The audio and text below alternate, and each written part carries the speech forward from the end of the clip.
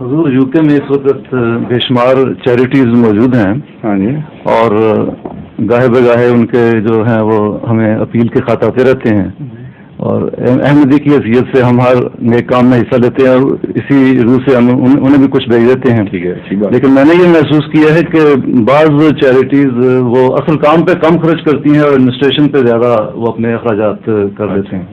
پھر نہ دیا کریں ہم کو. تو لیکن ایسی انفارمیشن حاصل کرنا آسان نہیں ہوتا, کیونکہ میں نے بعض دفعہ شروع کیا تھا کہ ان سے انفارمیشن منگوائی. جب اس انفارمیشن آسان نہیں تو پھر حضور سے کام لو. جی, تو میرا یہ سوال تھا کہ کیا نظام جماعت کے تحت اگر چیریٹیز کی ایک لسٹ ہو تو اس کو کر دیا جائے؟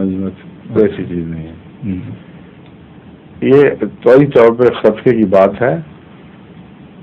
ہر جگہ نظام کہ کون سی چیریٹی سچی ہے کون سی جھوٹی ہے بالکل غلط ہے. نہ ہم ایسی تحقیق کے اہل ہیں. جن پر آپ کو تسلی ہے کہ وہ واقعی خدمت پر خرچ کرتے ہیں ان کو دیں, جن پہ نہیں تسلی بے شک نہ دیں.